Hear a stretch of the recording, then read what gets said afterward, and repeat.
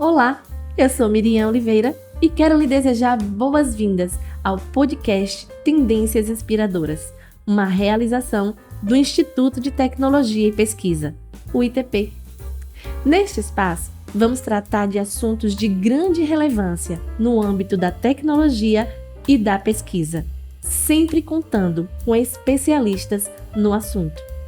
Neste primeiro podcast, vamos tratar de um assunto que está em evidência no momento: a transição energética.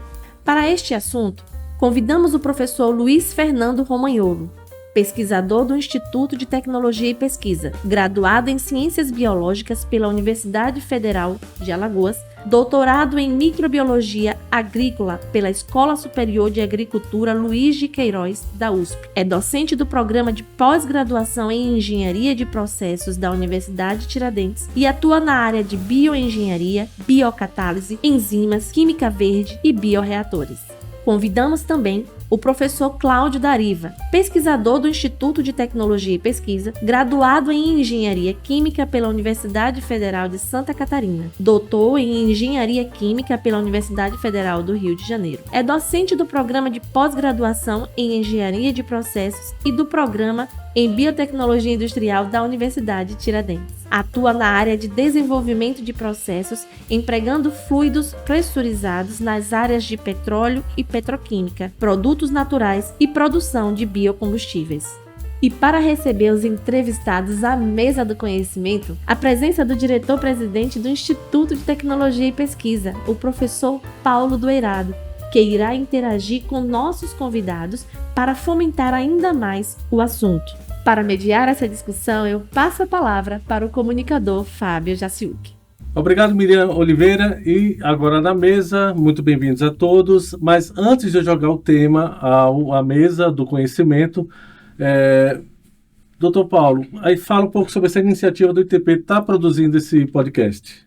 Olha, é um espaço que nós entendemos que temos que ocupar, tanto pelo acervo de conhecimentos, de temas que são assim de fronteira do conhecimento, que são muito importantes e ao mesmo tempo reveladores de tendências. Então, a gente passa a ocupar esse espaço digital, né, que está aí à disposição e crescente, com uma presença muito firme do ITP e ao mesmo tempo tendo pesquisadores e um quadro de excelência trazendo dicas valiosíssimas, principalmente para aqueles que são empreendedores e que vão encontrar aí boas pistas para negócios inovadores. Eu acho que vai ter muito assunto, muitos programas, né, que vamos trazer à mesa.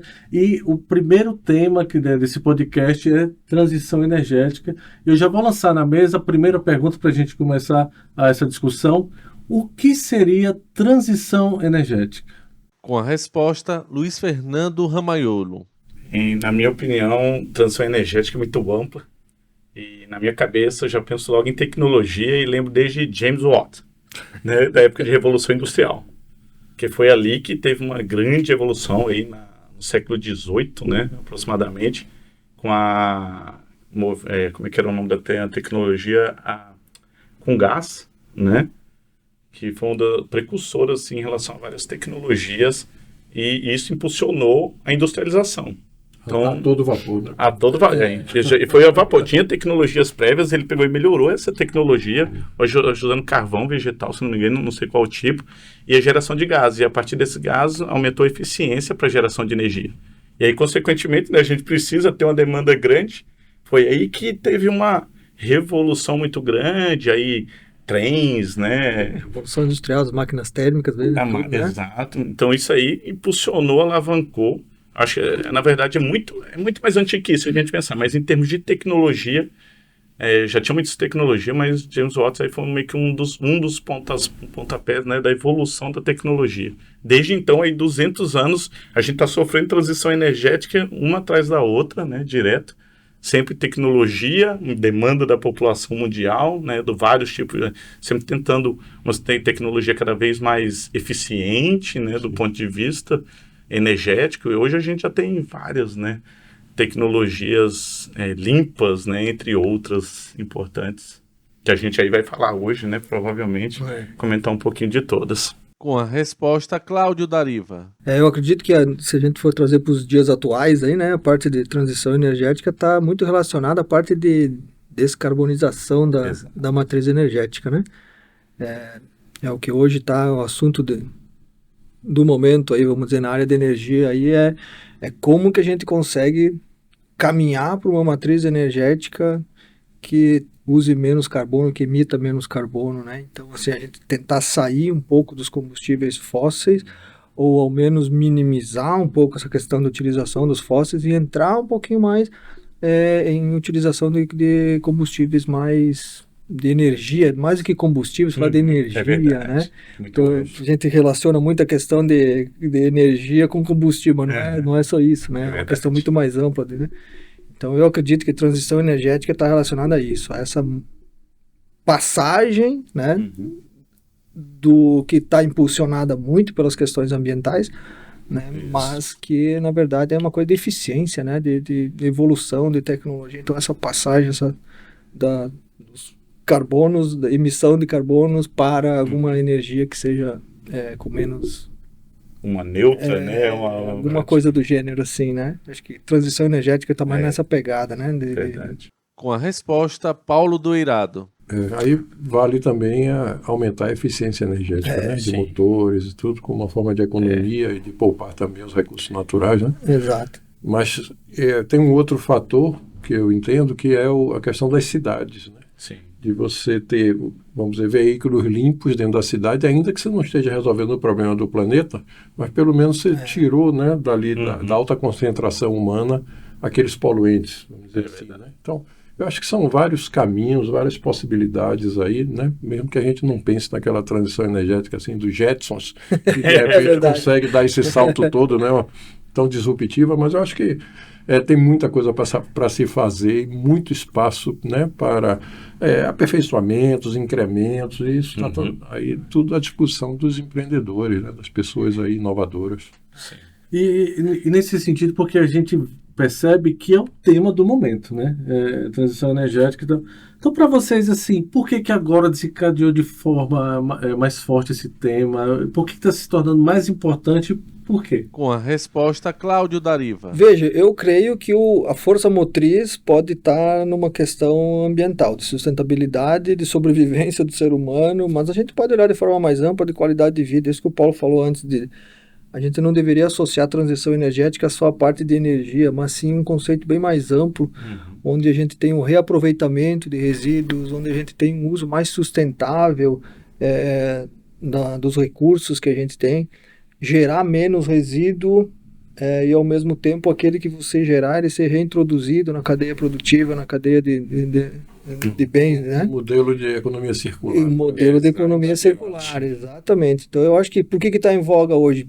Necessidade, mas segundo também eu acho que é uma questão de evolução moral do ser humano, né? Que você não suporta mais ver uma emissão de gases, por exemplo, de poluentes na atmosfera, ou você não suporta mais ver um rio ou um córrego aí onde você larga o esgoto lá dentro do córrego, você não suporta mais ver uma quantidade gigante de lixo sendo gerado e fazendo o que com esse lixo? Você só quer se livrar dele.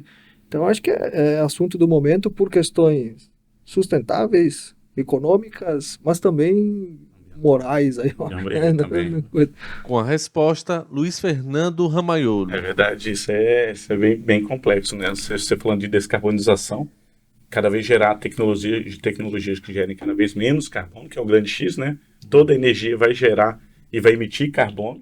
Então, o X é como você realmente reduzir o nível de carbono na atmosfera por causa dos impactos em relação ao efeito estufa. Então, essa questão ambiental, que é um dos pontos que o Dariva tocou, muito importante. Então, como que a gente reduz isso? A gente tem energia solar agora, né, bem desenvolvida, placas fotovoltaicas, energia eólica, que inclusive o Brasil, convenhamos, é uma potência em termos de possibilidades, porque a gente tem a natureza, Deus abençoou, né, o nosso país, porque de recursos hídricos, boa parte da nossa energia, né, se eu pensar em energia elétrica, aí eu acho que mais ou menos uns 50% da energia do Brasil é proveniente de fontes renováveis, né? Está aí disponível. Se a gente compara com países, a França mesmo, a França é a energia nuclear, que é uma energia limpa, mas perigosa, né? Está sempre colocada em voga, lá é 70%. Então o Brasil é uma potência muito grande. O Dariva falou em questão das biomassas, que é uma nova tendência, né, de neutralidade de carbono, porque o X, assim, vai emitir algum resíduo, alguma coisa sempre emite, mas, no caso, para você ter uma aplicabilidade a longa distância, as fontes, pelo menos no Brasil e no mundo, o Brasil sendo um país agrícola, com tanto resíduo aí produzido, e a própria planta já faz o trabalho de fotossíntese, a gente pega, usa ela e reaproveita para sintetizar em novas fontes, né, biocombustível, entre outras tecnologias importantes aí para o meio. Com a resposta, Paulo do Eirado. Agora me parece que há uma aceleração nesse assunto por conta da guerra da Ucrânia, né?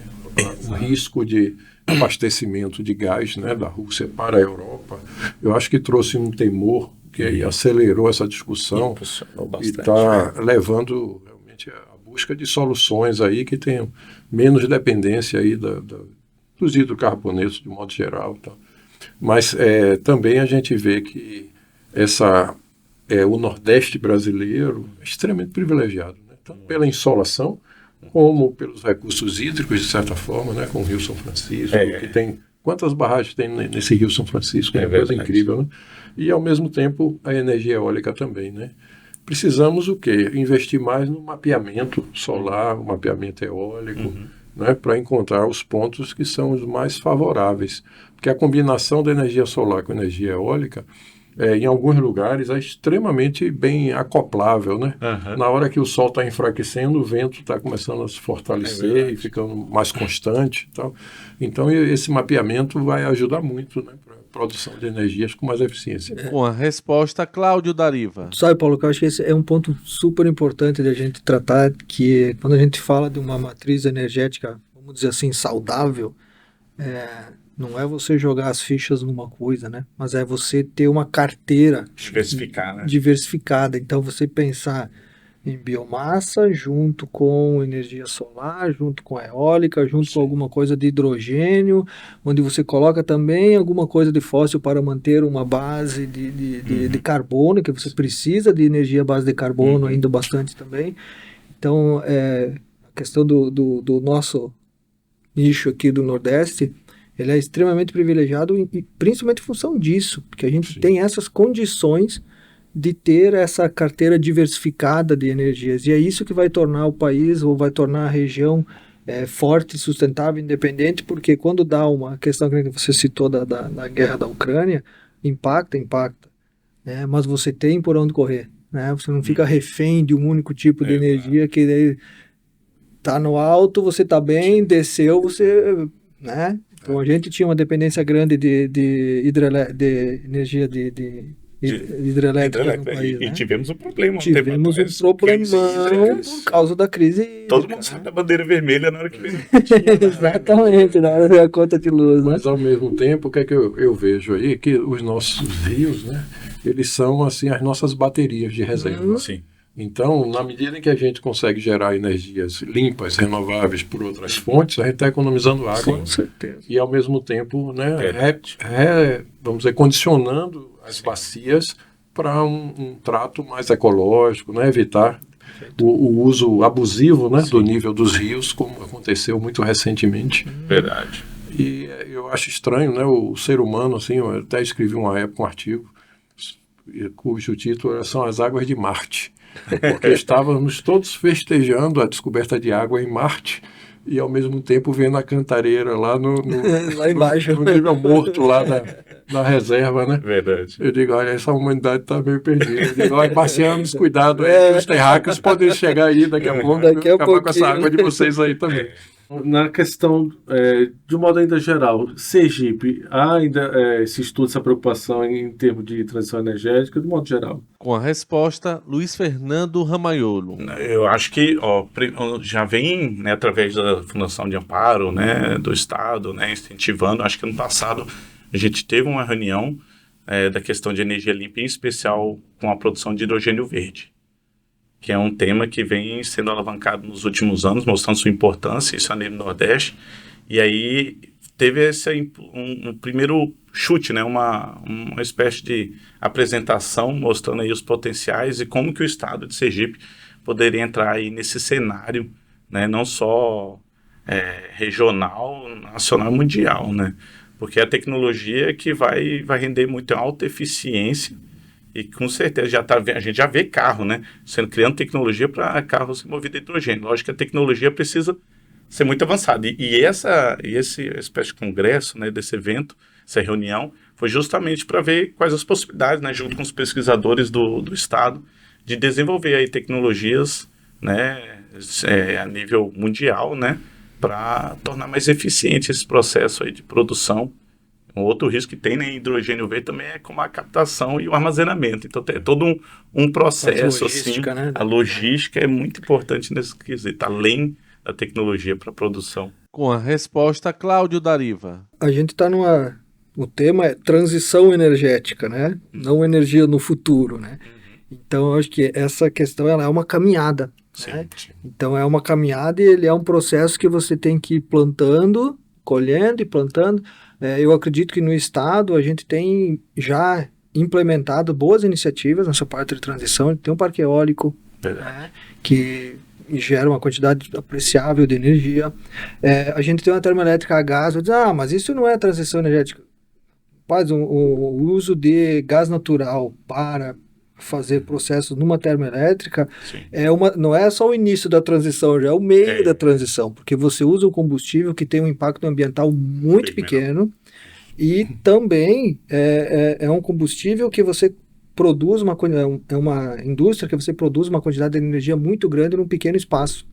Então o impacto ambiental em torno dela é pequeno também. Então se a gente olhar por esse aspecto já de questões instaladas já no Estado, a gente já tem alguma coisa nesse sentido.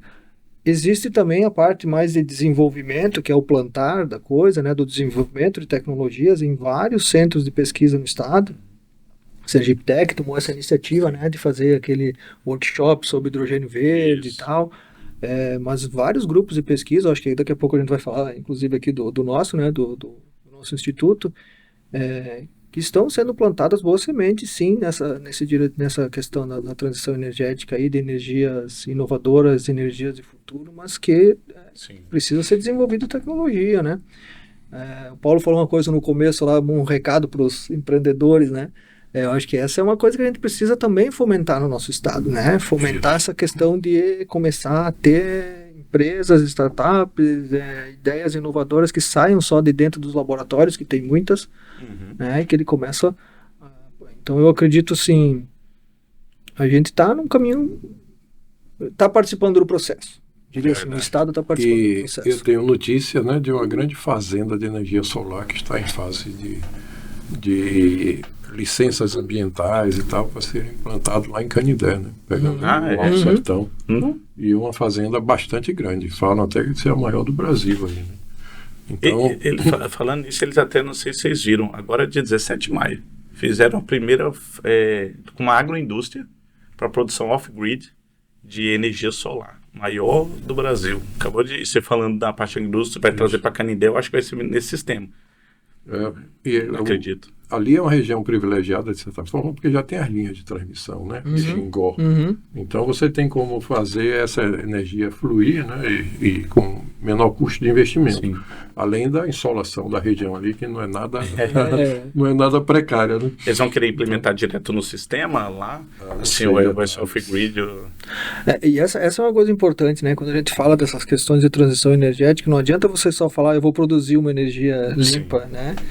Como é que você faz ela chegar onde ela tem que chegar, né? Então essas questões de transmissão de energia também é uma coisa super importante, né? Você fala muito hidrogênio, ok, eu produzo hidrogênio, até tem várias tecnologias para produzir hidrogênio, como é que eu faço ela chegar? Como é que eu levo, né? Como é que eu levo ele aonde precisa?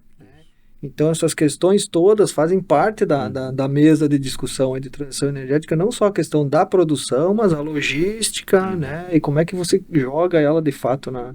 Então essa questão de Canindé é perfeito, né? Porque você já tem a linha de transmissão ali de Xingó, né?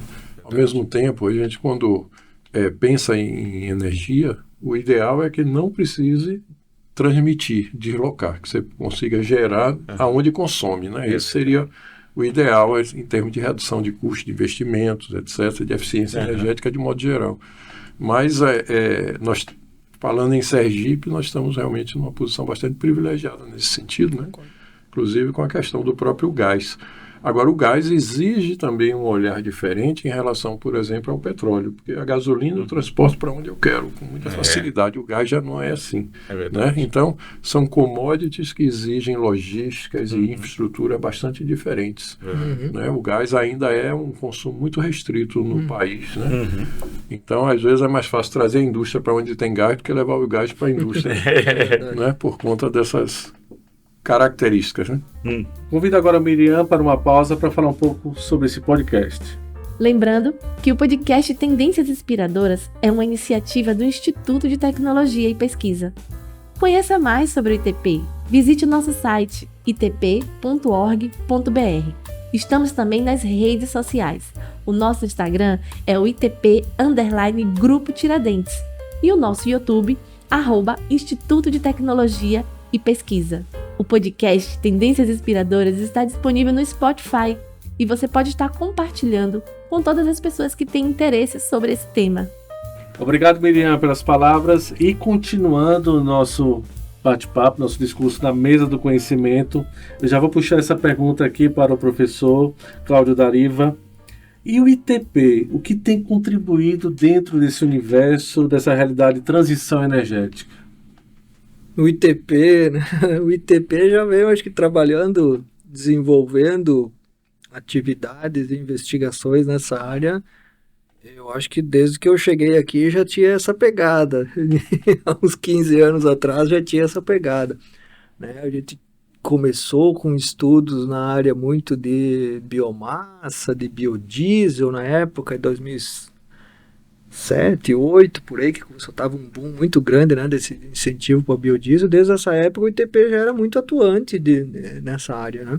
Eu acredito que hoje, nas mais diversas frentes aí que a gente falar de transição energética, aí eu acho que a gente tem atuação aí, né, Luísa? Acho que podemos falar de biomassa inicialmente, que eu acho que biomassa é a coisa assim que o Brasil é um dos maiores players aí, né, mundiais aí na área de biomassa. Primeiro, pela questão de disponibilidade que a gente tem no país. Segundo, em função também de variedade de fontes de biomassa para fazer transformação. Então, acho que o ITP vem trabalhando aí nessa parte desde produção de álcools, de produção de biocombustíveis dos mais diversos tipos, biodiesel, biolubrificantes, bioquerosene, bioóleos, né, biogás. Biogás, verdade. Você lembrou, você falou de quando começou aqui no ITP. Eu lembrei também que eu comecei como pós-doutorando. E a tecnologia até então que estava sendo desenvolvida era para a produção de etanol de segunda geração, usando os resíduos... Que hoje é uma realidade, né? Milho, que hoje é uma realidade. Que a gente já tem aí pequenas usinas, né, de produção de etanol de segunda geração. Isso é uma tendência. Imagina, o Brasil é potência mundial na área de etanol. A gente voltar aí na década de 70 com os investimentos aí foi fora justamente dessa dependência e tudo mais ao redor do mundo. Então o Brasil foi pioneiro na questão com as tecnologias com pró-álcool, exatamente. Pró-álcool na época. Isso aí foi muito importante. Lembro dos carros, né? Era meio no início teve muito desenvolvimento de tecnologia, né, pessoal? Mas hoje já não tem mais aquele problema para ligar o carro na hora que acorda, né? Principalmente que tinha carro movido a álcool. Agora aqui você vê, no ITP a gente começou com produção de etanol usando resíduos de milho, da região palha, de milho. Já no ITP, depois eu voltei, o Dariva falou do biogás. Hoje a gente está tentando aí reaproveitar resíduos da região. A gente tem além da cana-de-açúcar, vinhaça, resíduo riquíssimo, usa para a própria fertirrigação aí da cana, mas a gente sabe do conteúdo orgânico que ele tem e a gente pode aproveitar esse potencial e direcionar para a produção de biogás, como o Dariva colocou. A gente tem manipoeira, que é da produção de mandioca, da farinha, que é uma preocupação que está muito grande atual. Então, a gente vê o potencial dele também para direcionar para a produção de biogás.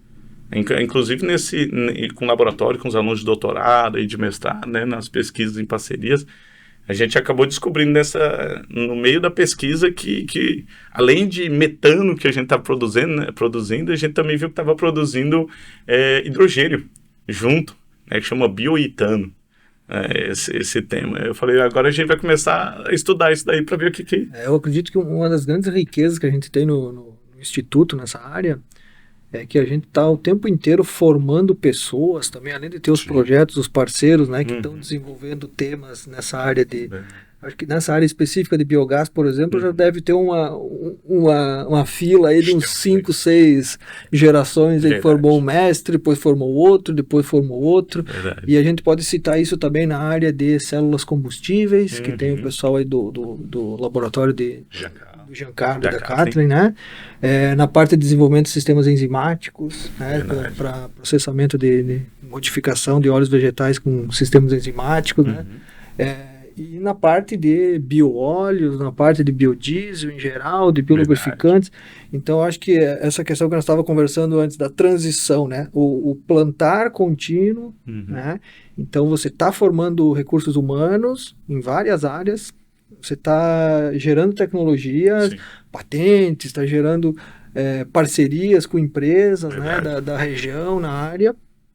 Mas eu acho que o principal de tudo é essa continuidade. E se tivesse que dizer uma biomassa ou uma energia, bioenergia aí que a gente mais joga as fichas aqui, eu diria da biomassa. É verdade. E eu acho que é uma coisa que a gente está mais preparado isso a nível nacional, até porque eu acredito que seja uma coisa que você tem um impacto social muito mais rápido, muito mais aparente quando você trabalha com biomassa, porque você engloba resíduos urbanos como matéria-prima para essa. Então você colabora com a questão toda circular também, né?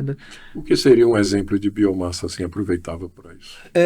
Veja, a gente aqui no Instituto a gente trabalhou já com várias biomassas, mas eu vou dar um exemplo de uma biomassa que eu acho que é muito bacana, que é o resíduo de casca de coco. A gente tem um impacto urbano aí de resíduo urbano muito grande com resíduo de coco verde. Existem estimativas aí de 20%, 30% do resíduo urbano de grandes cidades que é de coco. Porque o volume é grande, né? Você não... E ele é uma matéria-prima que, na verdade, a gente faz o quê? Você joga fora, você paga para levar embora. Né? E, na verdade, é uma que você pode, a partir dela, utilizar. Né? E, assim, resíduos de agroindústria em geral, várias, né? Mas... uma coisa que para mim é muito impactante, assim, que chama atenção quando diz, me dá um exemplo disso. Isso, né? Porque quem mora aqui em Aracaju, por exemplo, quando você vai passando, você vai vendo, aqui a gente tem o privilégio de comprar água de coco engarrafada na hora, né? Mas aí você vê ao lado ali daquela lojinha que está te vendendo água de coco engarrafada, uma pirâmide de casca de coco, né? Verdade. Que tivesse um programa, assim, a gente pode pensar num programa a nível municipal daqui a pouco, de coleta disso para direcionar para algum local, né, que você faça e colabora. Cooperativas também, muito cooperativas, exatamente. Então você engloba vários atores aí da cadeia toda, né? Vamos pensar de uma questão mais de maneira futurista, utópica. Como será nos próximos anos essa realidade da transição energética, né? Com a resposta, Luiz Fernando Ramaiolo. Acho que o foco atual, o Dariva até pontuou, da aplicação, quando a gente pensa em transição, a gente pensa mais na área de biocombustíveis no Brasil. Porque quando a gente vê o setor de transporte, é o que mais consome, né, combustível fóssil. É mais de 90%. E você vê, se a gente pensar carros eletrificados, 1%, alguma coisa assim, muito pouco. E biomassa é uma coisa palpável, principalmente a nível, pensando em estado, pensando num país agrícola como o nosso. Eu acho que a gente já tem criando muitas tecnologias, coisas já sendo colocadas em prática, como a gente falou em relação ao etanol. E o Dariva já pontuou também da questão do resíduo de coco, né? Então são mais palpáveis para a gente colocar isso em aplicação, a depender da parceria, né? É importante lembrar sempre da parceria, assim, instituto, universidade e das empresas, né? Porque muitas vezes as empresas não procuram porque não sabem o que as pessoas estão fazendo dentro e o que estão desenvolvendo. Então a gente tem que incentivar aí as empresas nos procurarem, porque às vezes toda empresa, toda indústria tem um multiproblema. Então, ligado a esse foco de energia, a gente sempre pode ver uma nova possibilidade para resíduos diversos. O Dariva falou do coco, a gente falou de vinhaça, tem palha de milho, a gente tem um grande produtor de milho, cana de açúcar, farinha de mandioca, então todas essas, e só pensando aqui no estado de Sergipe. com potencial absurdo. Então... Quando a gente fala em energia, né, Luiz, esse mercado é um mercado tamanho de né, não é coisa pequena, né? Não é uma coisa que tu entra num negócio que é um mundo, né? É um mundo. E aí a gente vai precisar, já que o Fábio falou, vamos pensar de futuro, vamos pensar de forma utópica. Nós vamos continuar precisando de fontes de energia que tenham carbono. Tá? Talvez não para queimar, Sim. mas para a gente ter essas energias para produzir isso aqui, para produzir isso aqui, para produzir isso aqui, para produzir isso daqui, para produzir bens e insumos para a comunidade, você precisa de fonte de carbono. Sim. Então nós vamos precisar continuar precisando e necessitando de fontes de carbono, energias que tenham fonte de carbono. Gradativamente a gente pode até pensar nos fósseis, você não queima fóssil, você utiliza ele para bens de consumo. Sim. Transição energética também é uma coisa que o Paulo falou antes, a otimização de processos. É você utilizar ele de maneira mais esperta. Então, eu acredito que essas fontes de energia no futuro que tenham carbono, elas serão utilizadas para insumos.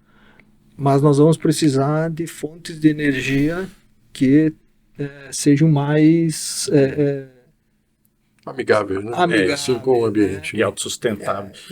Você falou, eu lembrei de uma coisa, o pessoal tem a questão do problema da mandioca que eu comentei, que o pessoal usava muito a madeira, né, a história que foi proibida, etc. Então eles ficaram meio que desesperados de uso. Você vê, se pensar em utópico, não é nem tão utópico assim. Eu falei, se a gente aproveitar para produzir energia, mesmo junto com os cooperativos localmente, com a otimização, como foi colocado aqui dos processos, com tecnologia, reflorestamento, com reflorestamento, isso é possível. Eu diria, é mais uma questão de um olhar amplo, de investimento, obviamente, em ciência e tecnologia nisso, para a gente pegar e trabalhar junto com esse pessoal.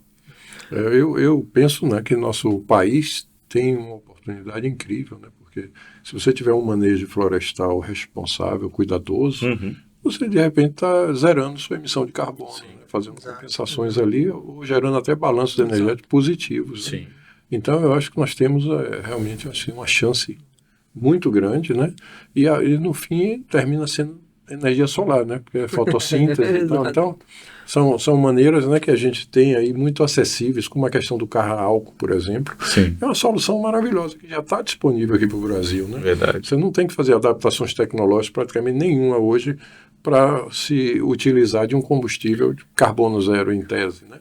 Então essas são possibilidades que nós já temos aí, que precisamos desenvolver uma cultura, né, de mais cuidado com o ambiente, de menos emissão de carbono, mais fixação de carbono também, né? Então eu acho que tudo isso vai se somando e nós temos o melhor ambiente possível em termos de recursos naturais e aquilo que Deus nos deu, né? É verdade. A gente é muito bem privilegiado nisso, né? Deixa só uma coisa que eu acho que ainda que é super importante a gente pensar tecnologia e você não querer jogar as fichas numa coisa só, você não olhar só para então nessa parte de energias, de transição energética, eu acho que a gente tem que olhar tecnologia para você aproveitar da melhor maneira possível aquela fonte que você tem, seja ela solar, eólica, biomassa, hidrogênio. Tem que aproveitar a melhor maneira possível e ser diversificado, porque às vezes o que é interessante aqui para Aracaju pode ser que lá em Canindé de São Francisco não seja, e que talvez lá em São Paulo seja outra realidade completamente diferente. Então a gente tem uma matriz diversificada, com muita tecnologia, com muito desenvolvimento em cima, otimizada. Eu acho que é isso que a gente vai chegar. É sustentável, com muita tecnologia e diversificada. Sempre com cada vez mais eficiência. E eficiência, exatamente, né? É isso aí. Agora eu pergunto, professor, o senhor vê naturalmente que já falou, né, no geral, que essa questão da energia é um mundo inteiro, né? É um universo muito grande de possibilidades. Mas o senhor recomendaria para um ousado empreendedor investir em transição energética, em encontrar novas soluções, novos aproveitamentos aí? É um nicho? Mas com toda certeza, porque eu não tenho sangue de empresário, de investidor e nem recurso para fazer isso. Mas com toda certeza, porque a questão assim, diversificação, tecnologia e mercado querendo. A gente tem processos que a gente produz combustíveis hoje com baixo nível tecnológico embutido. Tá? Exemplo é a nossa indústria de biocombustíveis em geral, que a gente tem hoje. Tá? Seja a parte de produção de etanol, que a gente pode mudar um pouquinho a questão da matéria-prima, pensar nas algas, né? Pensar seja na questão de produção de biodiesel, que a gente usa uns processos tecnologicamente muito ruins, né? Então, assim, você pode pensar nos processos de produção de energia, de bioenergias a partir de biomassa que a gente tem hoje. Só nesses processos, você investir em tecnologias para melhorar, para otimizar eles, já é uma boa. Você tentar fazer cooperativas e coisas para atacar, trazer a matéria-prima que tem impacto no município, na questão, por exemplo, dos resíduos urbanos, também é legal. Além de você investir em tecnologias onde você produza, por exemplo, novas fontes de matéria-prima para incorporar carbono, exemplo da questão das algas aí, da questão de você fazer a produção integrada de biocombustíveis com um biogás integrado junto com os bioquerosene, com os bioóleos, com os biochar da vida, tudo. Então, tem um monte de possibilidades. Eu não entro nessa porque, primeiro, eu não sei ter sangue de empresário, de empreendedor, e principalmente porque eu não tenho recurso. Mas se tiver alguém que tenha isso, que tenha essa visão, é só olhar que você vai ver que tem um mercado pungente nessa área, nacional, internacionalmente. Então, professor Luiz, com relação, por exemplo, será que é simples estabilizar mais o biodiesel para sair dessa polêmica, né, que recentemente estava em discussão, porque aumentou o teor de biodiesel no óleo diesel, e aí ele se altera mais rapidamente com o tempo, gera deposição, e a conversa, estou falando aqui coisas que eu vi aí na imprensa, né? Sim. Mas seria, de repente, talvez um bom caminho, né, descobrir alguma maneira de estabilizar mais e aumentar o percentual de biodiesel com mais segurança para o uso, verdade. Né, principalmente para o estoque. Ainda tem que estudar muitas questões de tecnologia, de funcionamento do sistema, né, da queima dele e dos subprodutos gerados aí durante os processos. Mas aí entra a questão de otimização que foi falado, o processo de engenharia em cima. É uma oportunidade, novas fontes, a gente falou de algas aqui também. Então tem como ser feito isso, lógico, a gente está em escala e precisa de muito estudo aí para frente. Mas o pontapé já foi dado, né? Mas acredito que sim. Porque nós estamos aqui também falando em tendências inspiradoras, né? Então, realmente, né, o que é que a gente coloca aí de mensagem para que algum professor Pardal, de repente, aí, né, pegue um pouco aí desperte nessa direção. E eu acho que é o nosso papel como ITP, né? Com certeza. Nós estamos chegando já ao final do nosso podcast. Passa rápido, né? Tempo, né? Que é muito assunto. E eu gostaria das considerações finais, professor Luiz Fernando. Bem, primeiro eu gostaria de agradecer aí a oportunidade, né? Junto ao ITP. Eu acho que a questão de transição energética aí a gente vive, né? Em um processo aí na humanidade de transição energética. Eu acho que, acredito, um futuro aí promissor, né, a nível estadual e nacional. A gente está fazendo a nossa parte aí, procurando novas alternativas. Em especial no Brasil, acho que a tendência é se tornar uma potência, né, mundial. Na verdade, não só estou falando aqui, mas isso é o que o mundo já está vendo, né, o que o mundo já vê. Então, aí, junto com muita pesquisa e dedicação aí dos pesquisadores do Brasil, a gente vai descobrir muita coisa nova. Eu lembrei de uma coisa importante. O ano passado teve até um lançamento de edital, né, na área de hidrogênio, que o CNPq mandou, e a gente, graças a Deus, foi contemplado com esse projeto na área de produção de hidrogênio verde. Então, com o uso de fotocatalisadores, um projeto bem importante, assim, para o laboratório, junto com os alunos, com professores também de São Paulo, da Embrapa, e para desenvolver tecnologias e processos aí cada vez mais eficientes para a produção. Então, acho que isso é só uma, né? A gente está numa migalhinha, como o Darío falou, é um mar de oportunidade de diversificação e integração que tem que ter. E quanto mais a gente trabalhar junto nesse processo aí, melhor vai ser para todos nós, né? Para quem é residencial, comercial e industrial. E aí, logicamente, também o setor de transporte, por tabela, né? O nosso planeta aí com a redução do impacto de carbono dos gases de efeito estufa. Muito obrigado, Dariva, pelas palavras, a consideração final. Ok, então inicialmente parabenizar a iniciativa do ITP aí, de fazer essa roda de conversa. Aí, Muito legal. Assim, é interessante. Às vezes a gente não dedica tempo que deveria para fazer esse tipo de coisa, né? De conversar, debater um pouquinho. Então, muito legal a iniciativa. Segundo, parabenizar também pelo tema. Acho que esse tema é um tema do momento. Acho que a questão de tentando fazer um fecho aí, transição energética. Nós estamos num caminho, né? Uma trilha para fazer. E essa trilha a gente tem que saber de que tu não vai de repente, pode ser que ache, mas é difícil de ter um ovo de Colombo de hoje para amanhã. Acho que a questão é uma caminhada.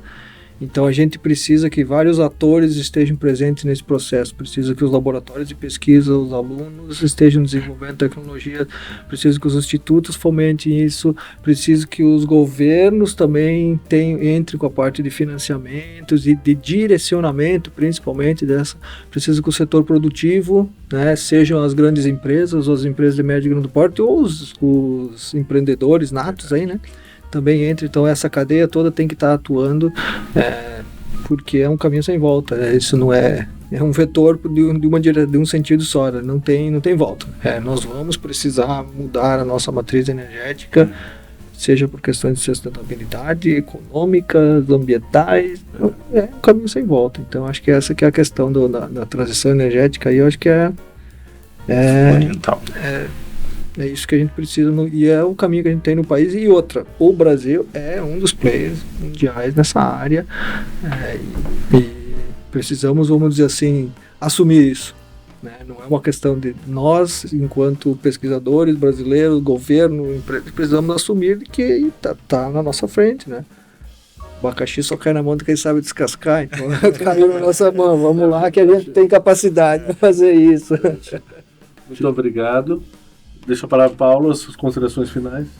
Eu quero agradecer demais aqui a oportunidade de participar e estar levando essa palavra, né, da ciência com a tecnologia para o público em geral, mostrando, né, os rumos, mostrando possibilidades e, acima de tudo, de persistência, porque é uma caminhada, como foi dito aqui, a gente não vai ter aquela descoberta assim que caiu do céu de uma hora para outra, mas sim um trabalho de pesquisa, um trabalho de ajuste tecnológico, um trabalho de envolver governos, como foi dito, e, acima de tudo, empreendedores que venham com disposição e acreditem, né, nessa transição energética e de tecnologias novas e novas eficiências aí em tudo que a gente faz, como um caminho sem volta.